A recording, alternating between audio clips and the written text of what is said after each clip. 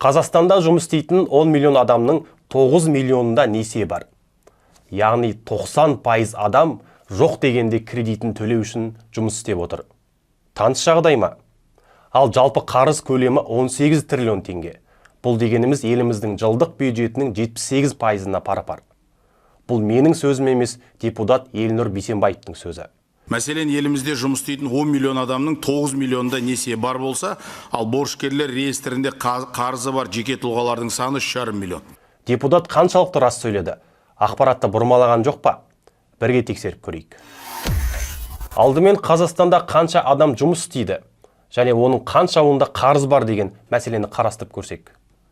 Ұлттық статистика бюросының деректеріне сәйкес, елімізде 9,1 миллион адам ресми жұмыс істейді. Ал бірінші кредиттік бюроның деректеріне сүйенсек, 8,8 миллион адам кез келген жағдайдағы несие. Соның ішінде 8,3 миллион адамда тұтыну кредиті бар. Яғни жұмыс істейтін халықтың 96,7%-ында кредит бар. Бұл деген сұмдық қой. Кредит үшін туып, кредит үшін өмір сүріп жүрген халықпыз ғой. Алдыңыз ба? Алдыңыздар ма? Алдық қой енді. Ұятарыңыз болса қайтарыңыздар уақытында. Ақша болмай жатыр енді, ақша болғасын береміз, жоқ екен қайтеміз енді. Банктерден қарыз алып, дуана сияқты әркімнен қарыз алып, отырыңыздар сол. Ал бір жылда несие көлемі қаншаға өсті?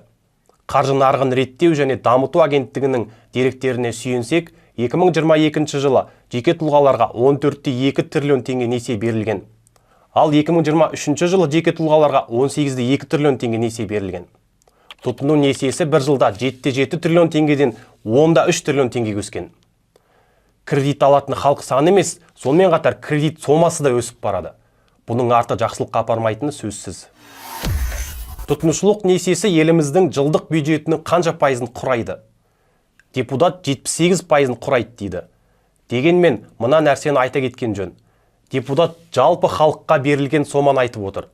Яғни ақпарат осы тұста бұрмаланған. Ал егер расымен де тұтыну мақсатындағы кредиттік несиеге қарасақ, еліміздің биылғы бюджет кірісінің 51%-ын құрайды. Негізі, бұның өзі де аз емес. Халық арасында кредит жабу үшін кредит алыпты деген мысқыл шындыққа айналып бара жатқандай ма? Қалай ойлайсыз?